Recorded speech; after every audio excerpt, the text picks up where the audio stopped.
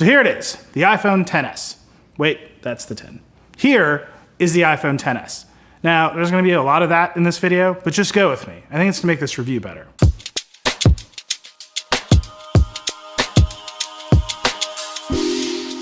So, this is a weird year for iPhones.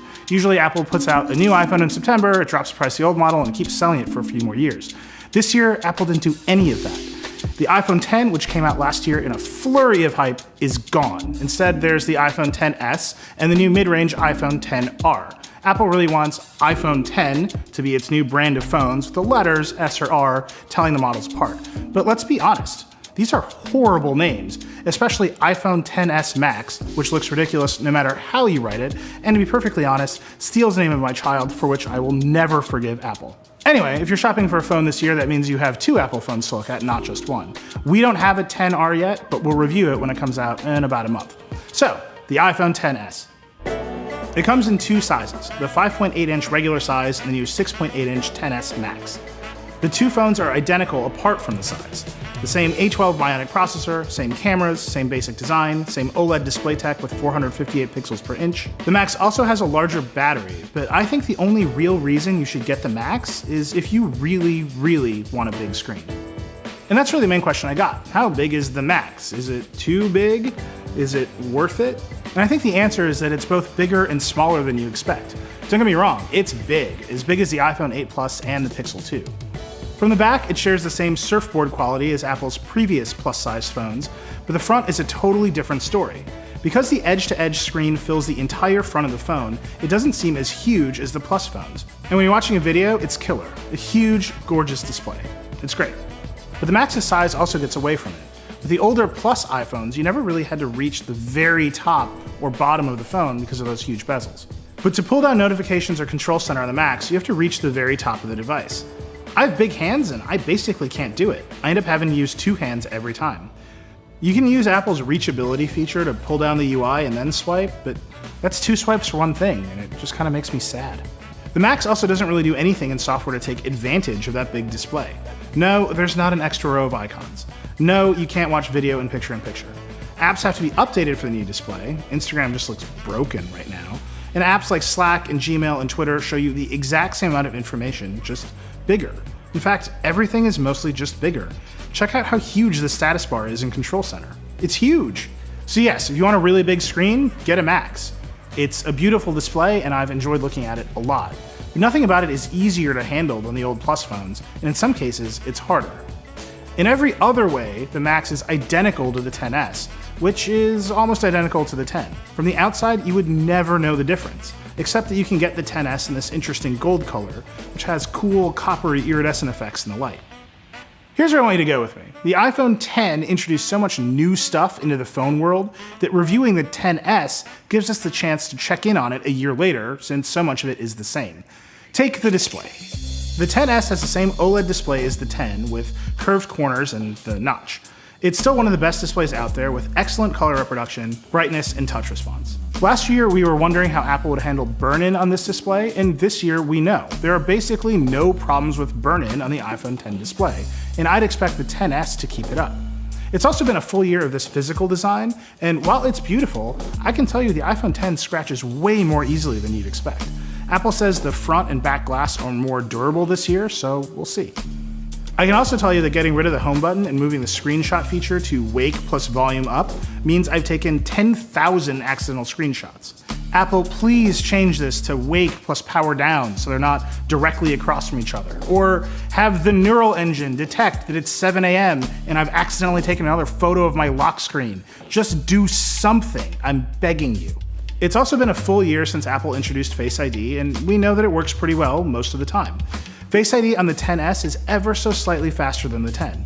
It's noticeable side by side, but it's really just an extra beat. It still won't work with glasses that block IR light, and it doesn't work in landscape or upside down or anything like that.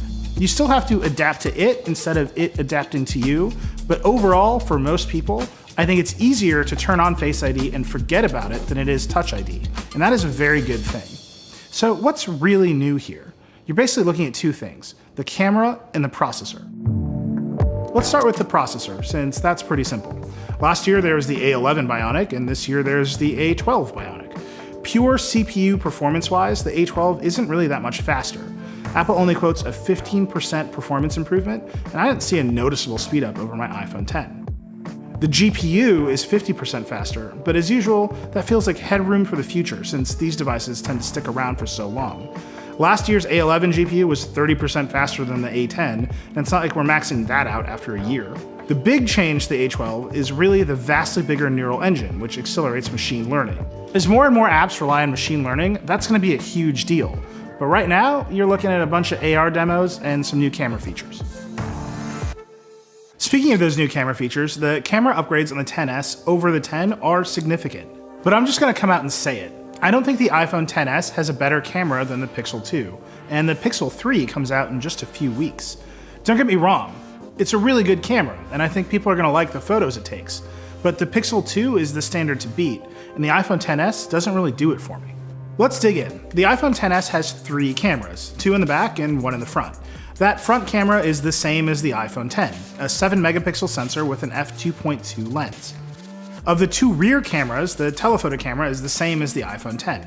It's an optically stabilized f2.4 lens with the same 12 megapixel sensor as last year. But the wide angle that you'll use most often has been seriously updated. It's still an f1.8 lens with a 12 megapixel sensor, but each of those 12 megapixels is physically bigger now, which means they can collect more light. There's also twice as many focus pixels, which is what Apple calls its autofocus system. The cameras and sensors work in tandem with the new A12 processor, its integrated image processor, and the neural engine in a new system Apple calls Smart HDR. The iPhone X also did HDR, but with the XS, the effect is way more obvious. It works similarly to what Google does on the Pixel 2. It takes a series of images at different exposures and combines them. Like the Pixel 2, the iPhone XS starts a rolling buffer of 4 images the second you open the camera app, which allows for 0 shutter lag. The image has already been captured the second you push the shutter button. But unlike the Pixel 2, which combines several underexposed frames, the iPhone XS also captures an overexposed image for each shot in the buffer, which picks up additional details in the shadows of your image. Then it looks at all of the other frames in the buffer to see if they can add additional detail, merging at least 3 images together to generate the final picture that you see. But side by side with the Pixel 2, the iPhone XS still doesn't quite hold up. You can see it pretty clearly in this photo when you zoom in. The iPhone aggressively smooths images. The whole thing is just way softer. This loss of detail is the thing that bothered me the most about the iPhone X camera, and while the iPhone XS is better, the smoothing still disappoints me every time I see it. Apple used to talk a big game about having a more accurate camera than Samsung, which has done these aggressive smoothing tricks for years, but I think those days are over. Apple knows that most of these images will only ever be viewed on mobile displays, and it feels like it's really starting to compete with Samsung's tricks because it knows that no one's really looking that closely. Loss of detail is one thing, but there are some subjective things I prefer about the Pixel 2 as well. The XS shoots really warm photos, while the Pixel is more true to life, if a little muddier in the reds. Pixel 2 photos are also extremely contrasty and evocative, which I like, but some people find harsh. I can't tell you what style of images to prefer, but I can tell you that these cameras are very different, and I can also definitely tell you that you want more detail in your images, not less. The other big new feature on the iPhone XS camera is a new portrait mode, which lets you adjust the blur after you take the shot. Samsung's phones have let you do this for a while now, but I think the iPhone looks a lot better because the phone is doing a lot more work. When you pick up an iPhone XS and shoot a portrait mode photo, a number of things happen. First, the phone does facial recognition and splits apart the foreground from the background. Then, it creates a depth map of the entire scene, particularly the subject in the foreground. Then, it progressively applies blur from foreground to background, simulating how a real lens on a full-frame camera would smoothly transition from front to back. I think it's nicer than phones like the Pixel and S9 can do, although it still struggles around the edges, and sometimes it makes big mistakes, like cutting these glasses off entirely. Apple says it modeled the portrait mode blur against prime lenses on full-frame cameras, which we happen to have a lot of in our studio. And it looks really different, to be honest. Here's a 50mm lens on a Canon 5D Mark IV on the left, and the iPhone XS on the right. The big cameras and real lenses produce different shapes inside the blur because of the way the physical aperture in the lens closes. The iPhone doesn't really do that. It just looks like a pretty standard blur to me. Of course, most people don't have full-frame cameras and expensive lenses, and portrait mode will do a lot for all of those people. But in the past year of having the iPhone X, I've shot nearly 5,000 photos, and just 207 of them have been in portrait mode. I don't think this new version is going to make me use it much more. There's also a bunch of updates to video recording. The front camera, which I'm using right now, has all new stabilization. The rear cameras have all new software stabilization, and you can record in stereo audio, which is cool. So those are the two main upgrades, the processor and the camera. Let's talk about some of the little stuff. First, battery life. I mostly tested the Max and it did great. Better than even Apple's claim of 90 minutes more than the 10. In fact, I got a full 12 hours of battery life out of the Max without using low power mode, and that's even under my pretty heavy daily use. The smaller XS is rated to get 30 minutes more than the 10, which has run about 8 hours for me this past year. It's solid.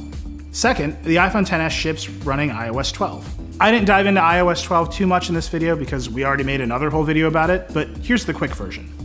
It's a lot like iOS 11, but a little faster. There's Memoji and those neat screen time limits that get you off your phone when you used it too much. And needing 2 taps to send photos from the camera roll and messages is a huge pain. Please go back to the old way. Apple made a big deal out of wide stereo during the keynote, and some of you asked me about it, so here's the deal. The iPhone X also had stereo speakers, but really it was just making the earpiece speaker super loud to serve as the other channel. This year, both speakers are more evenly matched, so Apple can do more signal processing to achieve a wide stereo field. Is it super noticeable? Only kinda. Is it really loud and clear? Yes. Apple's also improved wireless charging times. I'm told the XS will get to a full charge around 30 minutes faster and that it's less sensitive to placement. You don't need to get a new charging pad or anything. The internals of the iPhone XS are just improved. That's cool. Yes, the iPhone XS has 3D touch support, so use it while you still can, I guess. There is gigabit LTE support, which is carrier dependent, so we weren't able to test it. There's that top of the line 512 gigabyte model, and there's new IP68 water and dust resistance, which is better than IP67 on the iPhone X and the iPhone XR. So let's talk about price and whether you should buy one. First, these are expensive phones. The XS starts at $999, and the top of the line XS Max with 512 gigs of storage is $1449. That's a lot of money. And just like last year, some of you are gonna find that ridiculous, and others of you have already pre-ordered. For those of you that already pre-ordered, I think you're gonna be really happy with this phone. It is indeed more iPhone. It's Apple's top of the line with everything the company can put into it, and I think it's gonna hold up for years to come. Apple's fallen behind the camera race, but not by much, and that camera is still a significant improvement over previous iPhones. I'm sure all of you are gonna let me know how you feel about that in the comments. For everyone who hasn't pre-ordered, I think it's worth waiting to see how the iPhone XR turns out. It's got the same processor, the same main camera, and a big screen for $750. In fact, that was the biggest question I got. Is the iPhone XS worth the premium over the XR? And right now, I just don't know. We're gonna have to review the phone when it comes out next month. But for right now, I can tell you that the iPhone XS is an update to the iPhone X. And if you like the iPhone X, you're gonna really like the XS. Hey, so there's one big feature we were not able to test, which is dual SIM support. That won't arrive until a software update later this fall, so we'll be on it when it comes out. In the meantime, we're gonna be working on a big camera deep dive when the Pixel 3 comes out, so let us know what you want us to test and we'll get right on it.